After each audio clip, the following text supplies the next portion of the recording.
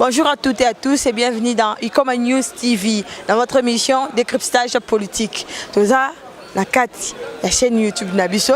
Et moi, c'est Bobo Ikoma Hortas, dans la mission Nabiso Décryptage politique. Car désolé, tu analyses la politique du Congo, comment ça se passe. Alors, journal là, nous sommes 24 août 2018. Nous avons invité mon corps, il n'y a pas de analyste politique.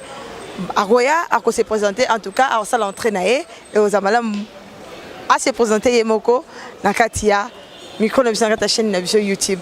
Bonjour monsieur. Bonjour madame. Comment vous allez? Je vais très bien. Je m'appelle Isaac Ngwenza. Je suis journaliste, analyste politique et puis spécialiste en matière militaire et sécuritaire, plus précisément sur les conflits armés à l'est du pays. Vraiment, Bolandi, Boyoki, il y a s'est présenté als analyste, à Yebi, Mambebele, surtout, Mamba conflit armé du côté est. Mais papa, la question est les que les lois vendredi 24 août. Toto, comme le président de Papa Kabila, a tiki pouvoir, enfin, à Bimisel Dauphin. Est-ce que par rapport à Dauphin et Emmanuel Chadar Ramazani, un petit mot? Bon, Dauphin, c'est un choix. Mais la majorité, beaucoup se sentent roulés. Parce que, la majorité, tant qu'on va respecter la Constitution en 2016, et comme le gouvernement est conciliable, côté opposition à Kati, comme il a souka, le président Kabila a proposé que changer de majorité présidentielle au Front commun pour le Congo. Donc, nous sommes en opposition à côté du gouvernement, à sous opposition, comme nous sommes au bloc, tu as pouvoir. Nous sommes Front commun pour le Congo. Mais les candidats ou les candidats Kabila, tant que Tibala, Bitakwira, José Makila, pour une opposition, côté le Front commun, idéal les qui bango ba 500 soit 3 ou 4 personnes ba poni moko mais malheureusement pour la bango Kabila a imposé bango noko na Chadari a imposé bango Chadari il y a peu perdre donc ça problème na bango et ça le candidat oya bango bango za candidat moko opposition ba candidat bango ebele indépendant pe bazali eza batu mususu pe asakane politique te menenge mboka ezokende boye mutu elinge craquer la bino naza ba moyen nanga fona pesa candidature pe la pesa nana changer mboka ndeto on a plus de 26 candidats donc ngai candidature à Chadari na mona ngwela sens c'est comme l'un des candidats il ne pèse pas donc c'est un événement. Vraiment voilà, mais c'est là nungu balobi que liste zo bimalelo liste définitive il y a ba candidat présidentiel nya soto zo bimalelo mais na nungu c'est la ka mbutu na kata kin awa o balingi balongola ba désintéressé Bemba pas désintéressé comment il s'appelle encore Chichi pas désintéressé et moi et Chichi par rapport à ça. Bon, dans la corrigeon nous exact liste définitive. Il y a une liste provisoire. Liste définitive le 19 septembre. Les lois ont prévu la liste provisoire. Après tant que si vous avez invalidé, on attend un recours. Mais liste définitive, vous allez le 19 septembre. Là, ils ont pris le pour la banque. Ça m'a balé dans la Félix Tshisekedi dit Bemba invalidé. Bon, avant d'invalider, on ne peut pas invalider quelqu'un par plaisir. Invalider par rapport à la loi électorale et lobby nini condition pose à la candidat et zanini ceux qui remplir ma condition garder ceux qui remplir ma condition te balongolio donc de dire d'emblée que va invalider Bemba Tshisekedi moi je considère ça comme des rumeurs politiques et ça pour la réaction à Batu parce qu'avant dans une premier cas à Jean-Pierre Bemba tango babimisi Bemba le 1er août au moment où il y a tout là, battu la majorité, babangi. Baza sûr que Bemba sera passé candidature à Oleka président. Bemba sera passé candidature à Oleka président. Il y a posé en conviction là. Nga congolais non. Otalaki Bemba tango ayaki. Omoni bango bazo kanisa bongo ba yebi que ceux qui Bemba passé candidature na même chose pourquoi Bemba na 99% à chance pour la présidence. Je vais te dire ça après. Omoni, et tout, ils ont commencé à créer des problèmes. Oh non, il y aura même ça, oh non, Bemba, faut pas invalider un problème de justice, problème de la justice. En 2006, les soldats ne sont pas soldats à Kabila. Bon, tant que vous remarqué ce qu'on a évoqué ça, ils allaient à la sensité parce qu'il n'y a jamais eu une plainte contre Jean-Pierre Bemba dans la justice locale pour la Makambouké, les soldats ne sont pas soldats à Kabila. Après, Bitumba la Bango, il y a quelqu'un qui peut basali complet la Bango contre ces pays. Donc, il ne parlait jamais sur le procès de Jean-Pierre Bemba, les soldats au gouvernement. Bemba commis les premiers. Sur Tali Télé 50 digital, RTNC, ils avaient le même documentaire. Balaxi, image à 2006, tant Basoda, Bemba, Basoda, Kabila, oui, policiers, qui ont responsable de la mort. Mais ils se rendent compte qu'ils ne peuvent pas prendre ça comme un élément parce que, en droit, il y a la prescription. La prescription existe en droit. Prescription en matière, non, prescription en matière pénale et puis prescription en matière civile. Dans ce cas, ça pourrait être une prescription en matière pénale. Prescription pour la bateau na mibeko, juge, législateur prévoit que si le long a bomio, si on a code pénal na biso, prescription pour la meurtre est à 10 ans. Et les gens qui ont bomio, l'État a 10 ans pour la lukanga kanganga. Si on a bomio na kimi. Bazo lukanga bazo zwangate bazo lukanga bazo zwangate et comme si 10 ans bazo ngate 11e année balobake droit est commis prescrit ozo ndangai balobake oza suna droit te ya kolandanga parce que tant o esengelaki osambisanga eseleki nde babengaka na lopoto na bato basali droit prescription. Or, il se pourrait aussi, je n'ai pas encore la précision sur ce genre de cas, mais je crois que ça doit être prescrit. On ne pourrait plus suivre Bemba pour la Mamba 2006. Maintenant, il y a un autre problème. Quand il y a l'électoral, ils ont parlé de corruption. Ce qui non. Dans 10 conditions dans la loi électorale, subordination des témoins exatée. C'est plutôt la corruption. Or, Bemba dans ces pays a été acquitté pour l'infraction Bakangela qui est. Donc, Azaki d'abord présumé dans ces pays pour les crimes de guerre et crimes contre l'humanité qu'aurait commis ces éléments dans Bangui entre 2002 et 2003. Et donc, on va fonder dans ces pays comme criminels de guerre. Si on va étudier le dossier, on juge dans ces pays, le jugement va condamner qui est. L'avocat va dire que non, ce n'est pas correct et tout jugement suivant qui va procéder, va renvoyer le dossier en appel. Dans l'appel, le juge, la chambre d'appel à CPI vont détailler le dossier. Il y a eu erreur dans la constitution des faits, dans la constitution des infractions, il y a eu d'erreur. Acquitté l'ingoloba. Et donc, on va fonder la Kyo, et ça bon côté biso saguerera, limbisa biso si les gens libre. C'est quoi un problème secondaire qui est attaché à l'infraction.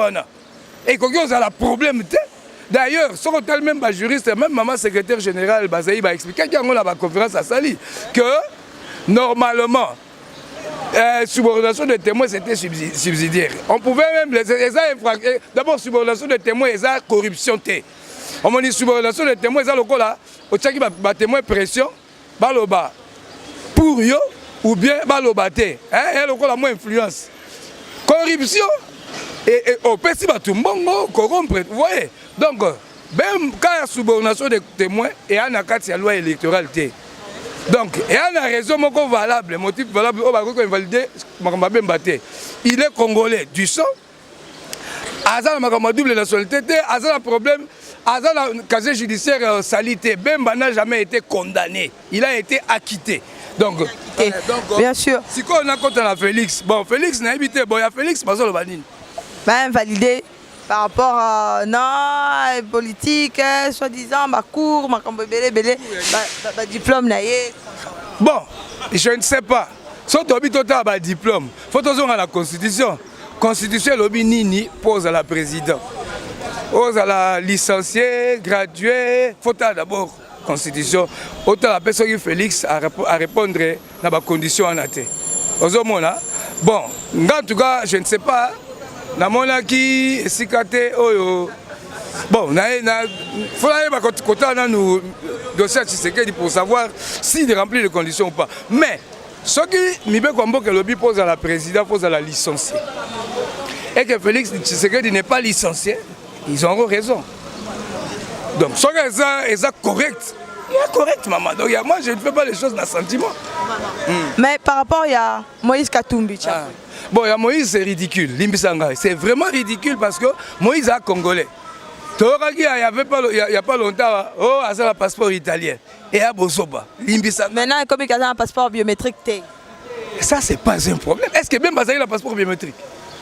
Bemba n'avait pas de passeport biométrique. Mais comme c'était sénateur, Aza sénateur en fonction et tout, il s'est retrouvé dans ce pays pour un problème de justice. Il y a Moura Moussoussou.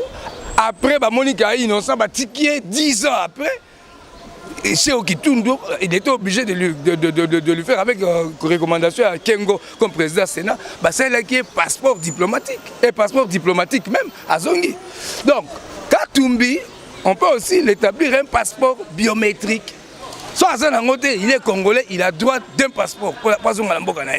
Et puis, Kaza italien, il y a Bouzoba. Tu sais pourquoi il y a Bouzoba Penza?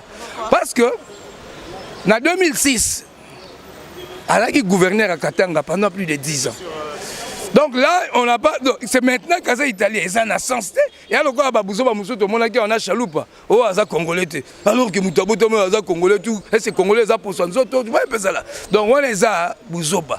Quand Batoubosan a argumenté, et on cherche toujours pour le par rapport à la machine à voter. Par Congolais, ils ont boudé machine à voter, ils ont voté, ils ont machine à tricher, comme ça. Yo moni boni. Bon, avant la machine à voter, on a répondu à la question à Katumbi, parce que dans ce qui Katumbi, on n'a pas droit à compétition à la candidat. En tant que Congolais, il doit postuler. Déjà, Kobo ya Katumbi à la présidente, le danger, ils ont courir. Si lelo na Katanga, Kyungu est mort du cul, ça c'est là. Kyungu dit, sans Katumbi, pas d'élection. Alors, na Katanga, Kyungu, soit candidat à l'élection. C'est que vous posez problème. Oui, soit Katumbi est candidat à opposer problème. Et pour na Katumbi, c'est même ensemble pour le changement. On va soutenir Katumbi. Pour na bango, Katumbi doit revenir au pays. Il sera enrôlé, il doit déposer sa candidature. Dans une situation politique, on trouve toujours des solutions politiques. Même si on avait clôturé. D'ailleurs, la résolution 2409, il y a un Conseil de sécurité des Nations Unies, Oyo, et ça a sa directive à MONUSCO pour la période Oyo. Résolution 2409, et puis si MONUSCO tâche à veiller à ce que les droits de l'homme soient respectés et qu'aucun Congolais ne soit privé par le droit de vote, ni pour être candidat ou pour être électeur. Donc, là même Conseil de sécurité veille sur ça. Congolais ne se font libre, à jouir de droit civique, il y a un candidat, il y a un électeur. Moïse Katumbi a sa carte d'électeur. Et pourquoi il doit aller Donc, s'il ne peut pas être candidat, en d'autres termes, il ne peut pas non plus voter. On ne peut pas détenir la carte d'électeur, qu'on ait le droit de voter et non pas le droit d'être candidat. Ça, c'est bestial. Et ça, la sens T. Donc, ça, un problème politique. Bon, s'ils pensent que comme ils ont l'armée, ils cherchent des problèmes. C'est ce qu'ils cherchent, ils auront. Mais par rapport à la machine à voter. Maintenant, par rapport à la machine à voter. Bon, machine à voter, pourquoi faire? Peut-être qu'on a bien dit que ça peut faciliter rapidité dans le temps de déploiement et résultat c'est bien machine, c'est très bien, c'est super. Mais malheureusement, machine à voter c'est le smartphone. Moi smartphone na téléphone na yo. Sauf que sur ma smartphone na Wenze. Donc c'est là. Il y a un problème tel. Et comme on est sensible, ce que sur mi smartphone, au tient répertoire non akati.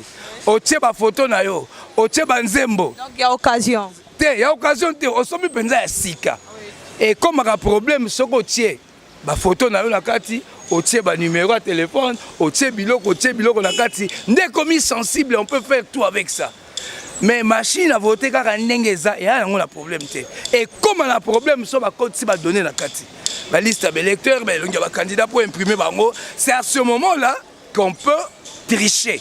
À un certain degré, on dit que quand on frappera, par exemple, donnez-nous les résultats de Katanga. Il y a le Misaka, par exemple, le Chadari, ou Bemba. On peut triquer ça. Les experts savent qu'avec la machine, on évite le logiciel, donc ils peuvent tricher avec ça. Bon, maintenant, tant que l'opposition est boy machine à voter, on ne peut plus en parler. Nanga, président Asseni, on lobby qu'on va faciliter la tâche d'élection. Bon, peuple à boy, opposition à boy, toi tu vas insister pourquoi? Parce que, vous voyez, ce genre de machine, plus de 35 000, quand on s'en bite, ceux qui, bon, ma machine, moi, c'est 1500 $, qu'on est à 450 $. Donc, il y a première corruption. Moi, en tant que Congolais, je ne vois pas pourquoi on doit y avoir cette machine à voter. Parce qu'ils ont donné le prétexte que consomme mobilité est cher. Mais la différence c'est entre aucune machine, au cliquer ici et l'ongiamoutongo au voter, et puis imprimer en haut. Mais vous avez un bulletin. Donc on imprime en haut, et puis aucun en haut qui compte dans l'urne. Ça, c'est. Il ne peut pas prendre les gens comme des bêtes. Donc, pour la machine à voter, c'est la distraction. Ça ne passera pas. Machine à voter, on n'ira pas au vote avec machine à voter. Il viendra un temps. Mais le grand danger en cela, c'est quoi? Ils sont en train de jouer à la politique. Alex Satan, machine, comme ça, tant que vous cédez, oh non, compte tenu à temps, tu crois que sous l'élection le 23 décembre, tu as prolongé date. Or, ce qu'il est là, Kabila est président en 2018, c'est parce que Feu Etienne Tshisekedi, paix à son âme, il avait accepté, dans 5 ans, Basango, Basignaka, va prolonger sous mandat Kabila. Ce qui va s'arrêter en côté, Kabila est président de l'OT. Kabila est président de l'OT, pas par la Constitution, c'est parce que les accords, au Bango a signé qu'il y en a, bon, mandat nous aussi, mais tu dis mieux aussi continuer, mais tu prolonger à condition que on garantir biso au côté, à condition qu'on garantir biso au la candidater à ta propre succession. Et puis, on va exilé pour les prisonniers politiques.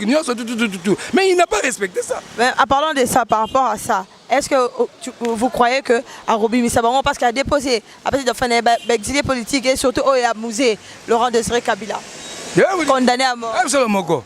Au Monia, si on a une volonté, on a bima depuis Kala. Au Monia, Moukolo Tchibala comme un premier ministre. Moukolo Tchibala comme premier ministre. N'est-ce que Babi Misaba, Dieu Mindonga là. Franck Diongo, Jekoko, tout il fallait babima. Moukolo Tchibala comme premier ministre. Donc ils n'ont pas cette volonté de respecter les accords dans ce sens que décrisper espace politique, ils n'ont pas ça.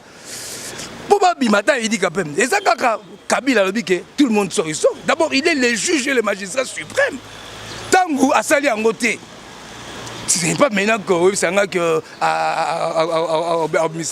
ils n'ont pas cette volonté. Je vais dire une chose. On peut monter une histoire sur toi. Monter de toutes pièces. Dans le cas de Diomi, balobi mineur. Toi, tu sur les mineurs. Je assure que mineur. Dites-moi entre nous. Mais comment Diomi comme mineur tout donc Olinga Soukal Bakango la sucre. Non, c'est pas Olinga Soukal Bakango la sucre. Mais Moutala Soukal tant azango pour kangaye pour monae. Yo monae. Et puis comment vous voyez que tel héros azana moi suppose non. Il y a une politique. La vérité c'est quoi? Ce qui balinga qui pensa climat politique est bien. Et c'est pas mise pour pas prisonnier yoso.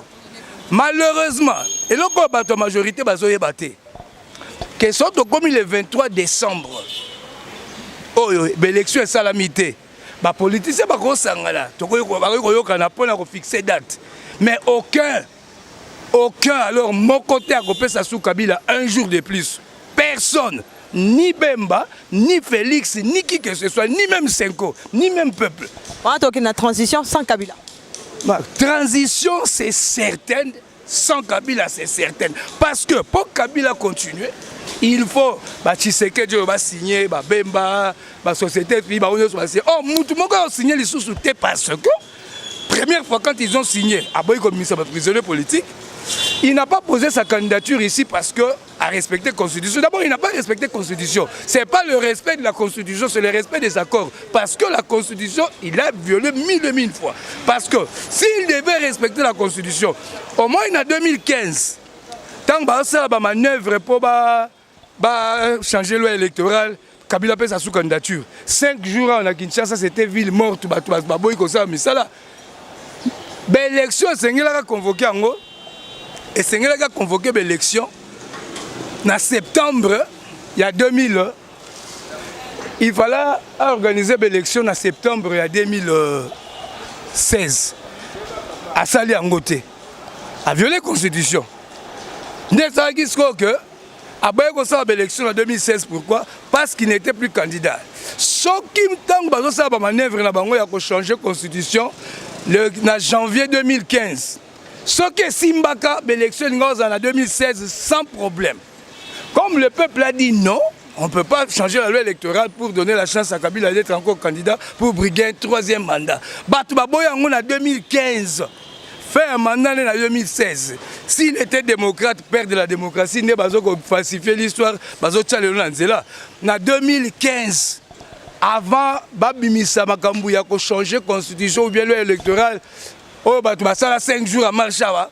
Et nous avons une période où on a Bimisi Dauphin à lobby. Ngai na la candidate en 2016, Dauphin na Ngai Chadari. En 2015, là, on a dit père de la démocratie, comme en 2016, basali l'élection et Sili. Mais il n'a pas suivi, respecté la constitution. Si quoi, et là, même qui est in pouvoir, il y a d'accord. Bakoro ba signé awa et bakoro ngonde pe lo bakina qui a copé sa candidature té. Ce qu'a fait sa candidature té, ils appellent bakoro. Et puis les lots muta copé ça sous un jour de plus à zaté. Regardez Bemba qui rentre chez lui, au boya qui va nanda kunaï. Comment ça? Oh non, périmètre présidentiel et un cité. Ndakune ezakuna. Aya que nos kota kunate. C'est le même monsieur. Aye, oh non. Eh, Moutouka 40 à l'heure. Eh, bon, ça, le cortège à l'Okuta, tout. Et vous êtes en train d'harceler les opposants. Maintenant, tant que vous avez comme une ligne, 23 décembre, pouvoir le signer. Pour ça, là, un jour de plus, Batouana ne faut pas signer. Je ne pense pas. Si Tshisekedi, le père, avait signé, Félix ne le fera pas. Si Bemba, tel qu'il est là, avec tout ce que lui a fait comme pression, Bemba a signé pour un jour de plus pour la cabine à la pouvoir. Et ils pensent que, comme ils ont l'armée, ils vont se poser avec les armes. Ça, ils doivent se ôter ça de leur tête. Bah, c'est détromper. Parce que, ceux qui bazaki makasi, bato bazaki makasi na minduki, l'Afrique, bah, la constitution là sans problème. Na Brazza. Cette constitution, référendum, et les cas, Burundi, et les cas, Ouganda, et les qui, RDC, peuple, c'est dur. Les 23, si les gens disent fini, fini. C'est ça qui est pouvoir. Vraiment, un petit mot de la fin, en tout cas, ils avaient bien comme la souka par rapport à l'élection de Bisso. Croyez-vous vraiment que l'élection est à Kinshasa? Bon, moi, excusez-moi, je suis journaliste, analyste et politique. À l'allure où je vois les choses, il n'y aura pas élection le 23 décembre. Tout simplement d'abord, à cause de ce problème de la machine à voter. Plus Nanga insiste à la machine à voter, plus les jours avancent. Quand il viendra un moment de dire, bon d'accord, machine est à la soute, tant et comme à Mouké pour l'élection. Et puis des deux, Tolani, chef de l'État, le 15 décembre, dans le Parlement lobby, on ira aux élections le 23 décembre comme prévu et avec les fonds propres du gouvernement. Or, tout le monde a saisi que le gouvernement peut se faire combien? Mon discours a aidé le gouvernement à dispatcher les kits électoraux dans la province et tout là, à chaque avion, hélicoptère et tout là. Bon, avec leurs propres moyens, moi je me demande, ceux qui m'ont dit que avion et hélicoptère, ils n'en ont pas. Ils ont dit, mais l'argent va bien que ça hélicoptère tout là. Donc ils sont en train de faire. Bango bazo comme ça. Car comme mon message d'habitude. Il pense que corrompre soit Félix Mbappé c'est primature et Jean-Pierre Mbappé c'est Sénat pour la 2 ans. Et on s'imbattait. D'abord, malheureusement, Bemba, tout le monde le connaît. Bemba est riche comme Katumbi, Mbongo est pelé. Et Félix? Bon, Félix attend un Mbongo belé, le gars Bemba, mais a un intérêt que Basomba été. Mais côté Bemba, c'est déjà Bemba beaucoup d'argent. il est héritier d'un multimilliardaire. Papa n'a pas balagi la mbongo ebele, ah la mbongo ebele. Bakoy kolembi sa be, bakolengi sa be la mbongo te.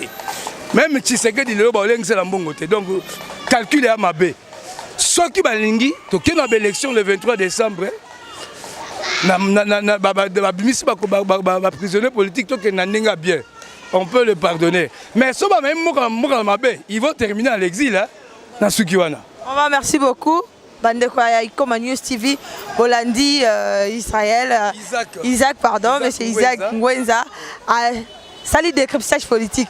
Dans cette émission, de décryptage politique, à s'exprimer, à passer à viner, à analyser paix. En tout cas, on va contredire, mais bien, s'abonner, belé, l'émission. Toujours dans Ikoma News TV. En tout cas, bienvenue à Bino. Si vous nous rejoignez partout au monde, Hollanda, Ikoma News TV, dans cette émission de décryptage politique. Et comme ça, moi, je vous dis au revoir et à la prochaine numéro, on sera là toujours sur la même chaîne YouTube, Ikoma News TV. Ok, bye.